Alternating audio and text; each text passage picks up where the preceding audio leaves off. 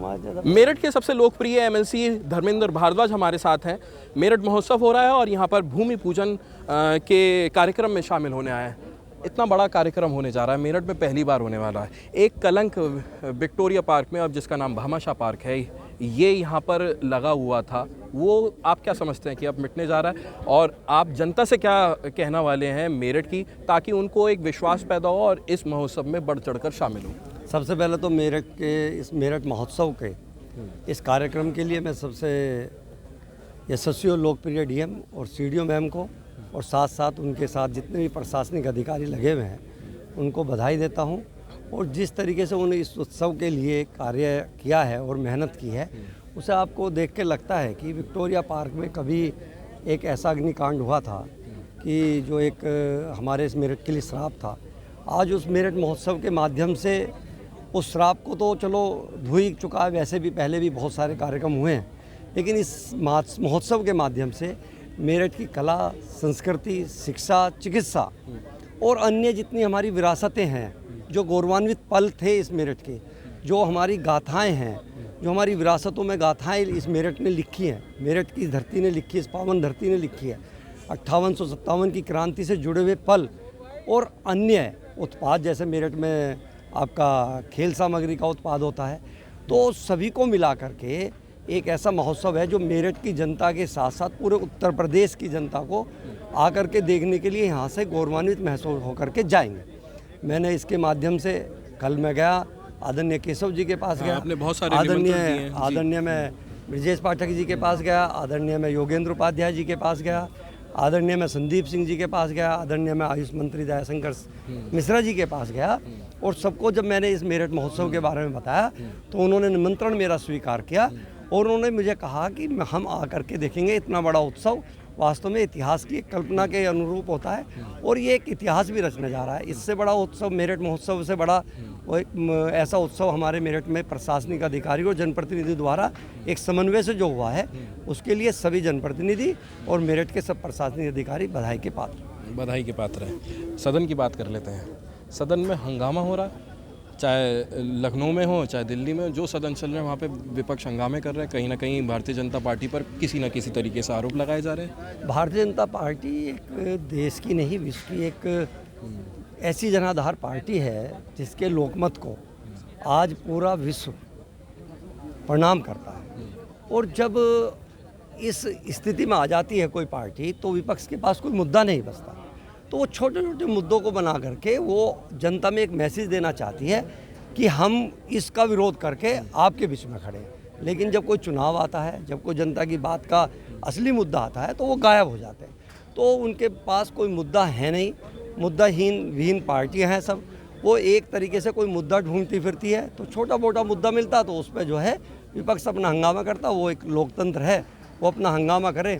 लेकिन देश की पूरी जनता माननीय प्रधानमंत्री जननायक मोदी जी के साथ और प्रदेश की जनता जननायक परम पूज्य योगी जी के साथ है और हमेशा रहेगी। लेकिन लोकसभा चुनाव जब हुए थे तो कहीं ना कहीं ये देखा गया था कि और बात बताई गई थी कि संविधान को भारतीय जनता पार्टी ख़त्म करना चाहती है। ये भारतीय जनता पार्टी के काफ़ी नेताओं ने भी माना था कि इसी बात से जो ये बातें फैलाई गई थी उससे सीटें कम आई हैं लोकसभा चुनाव में। अब अंबेडकर जी जो बाबा साहब के नाम से प्रसिद्ध हैं, सब कहते हैं कि बाबा साहब हैं, उनको लेकर अब एक अमित शाह जी की एक वीडियो सामने आई है, उसको लेकर हंगामा पूरा हुआ है। आपको क्या लगता है कि कितना नुकसान होने वाला है इस चीज़ को लेकर? भारतीय कोई नुकसान नहीं होने वाला। अभी 2024 के चुनाव में मैं आपकी बात से सहमत हूँ कि विपक्ष के नेताओं ने एक नैरेटिव तैयार किया। उस नैरेटिव में जनता, भोली भाली जनता है इस देश की, उसमें थोड़ा सा एक बार को उनके मन में ऐसा प्रतीत हुआ। लेकिन अभी विधानसभा के उपचुनाव हुए, उन उपचुनाव में आपने देखा जनता का पूर्ण समर्थन भारतीय जनता पार्टी के साथ है, योगी जी के साथ है। तो ऐसा कुछ महसूस नहीं होता। वो एक बार हो सकता है, काश की घड़ियाँ जो है एक ही बार चढ़ती है, बार बार नहीं चढ़ती। वो नैरेटिव तैयार हुआ था, उससे मैं सहमत हूँ। लेकिन अब जनता समझ चुकी है कि किस तरीके से एक गुमराह करके जनता को अपने पक्ष में लाना चाहते हैं। वो विकास की बात नहीं करते, देश की संस्कृति की बात नहीं करते, देश की विरासतों की बात नहीं करते। और जब हिंदू धर्म की बात होती है तो उनको मिर्ची लगती है। वो मिर्ची क्यों लगती है? क्योंकि वो हिंदू धर्म में आस्था नहीं रखते। विपक्षियों का मानना तो एक है, जो एक इस्लाम धर्म को मानने वाले लोग हैं, कट्टरपंथ वाले लोग हैं, उनको वो उनमें उनकी आस्था है और उन्हीं के साथ वो जाना चाहते हैं। अभी देखो, एक कांग्रेस की अभिनेत्री फिलीपींस का बैग लेके जाती है, उससे सीधा सीधा संदेश है। कितने ऐसे उदाहरण हैं कि वो एक ही धर्म को मानने वाली राजनीति करते हैं। कांग्रेस की सांसद प्रियंका गांधी की आप बात कर रहे हैं, मैंने तो बता दिया, फिलिस्तीन आप का कह रहे हो, बैग, हाँ। आप कह रहे हो ना अपने मुंह से, उसका सीधा सीधा संदेश है। पढ़े तो लिखे आप नाम लोग, क्यों नहीं ले रहे? नाम लेते? पढ़े लिखे लोग हैं, नाम लेने की जरूरत नहीं, हर जनता को पता है।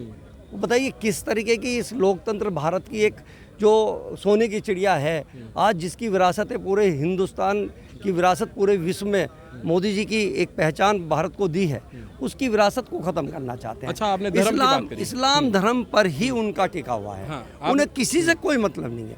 क्या हिंदू धर्म नहीं है?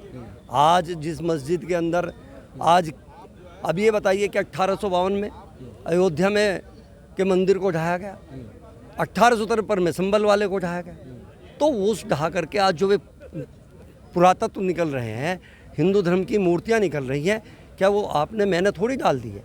वो वास्तव में वो हमारे हिंदू धर्म के देवी देवताएं थे, हमारी आस्थाएं थी, हमारी गौरवान्वित आस्थाओं को हमारे पलों से खींचा गया है, उनको तोड़ा गया मैं था। आपकी बात को लेकिन जी। आज जब पूरे देश के अंदर राम राज है, सनातन का धर्म है आज पूरे देश के अंदर, तो उनको वापस लौटाया जा रहा है बस आखिरी और सवाल वो जी। मस्जिदों में हमारे हिंदू धर्म के देवी देवताओं का वास ठीक होता है, है मैं और वास आखिरी- रहेगा। हाँ, मैं आखिरी सवाल लूँगा।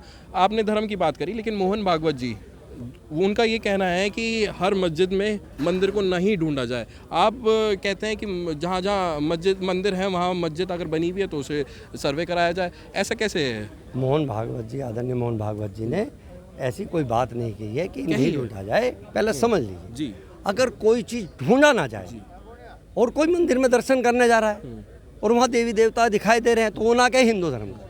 अगर कोई मस्जिद में जा रहा है और देखा कि वहाँ तो हमारे देवी देवता वास करते थे, उसका कोई प्रमाण मिला, तो वो चुप बैठ जाए। उन्होंने कहा कि खोदा ना जाए, दिखता है तो उसकी बात तो रखेंगे ना पटल पे, तो बातें रख रहे हैं लोग बात। मंदिर को अभी खोजा संभल- जरूर जाएगा, लेकिन संभल में अभी देखो आप, अभी देखो ना कि अभी 6 दिन पहले भी एक मंदिर मिला है वहाँ पे, तो वो आस्थाएं हमारी निकल कर आ रही है हमारे पीछे। अब आज की डेट में देश के प्रधानमंत्री मोदी जी, यशस्वी प्रधानमंत्री मोदी जी और परम पूजनीय योगी जी, जो आज हमारे सनातन धर्म को बचाने के लिए दोनों जननायक हैं, वो उस विरासत को ढूंढने में लगे हैं। और परम पूजनीय योगी जी ने कहा है अपने विधानसभा के सत्र में, क्या भगवान राम का नाम लेना गुनाह है? अगर भगवान राम का नाम लेना गुनाह है तो आप बताइए, तो क्यों ना लिया जाए? हमारी आस्था है, हमारे देवी देवता हैं, जिनके खून से हम संचित हुए आज जो पैदा हैं, तो उनका नाम क्यों नहीं लेंगे? तो उस चीज़ पर उनको अपनी तरफ से विपक्ष को ये लगता है कि क्यों ले रहे हैं। मंदिर हर जगह खोजे जाने चाहिए जो जो आपको लगता है कि हैं। देखो, हमारी विरासतें हैं, हमारी देवी देवताओं के वास करने वाले स्थान है, तो उनको खोजने में कोई परहेज नहीं होना चाहिए। आपका ज़्यादा समय नहीं लूँगा क्योंकि भूमि पूजन में आपको शामिल होना है।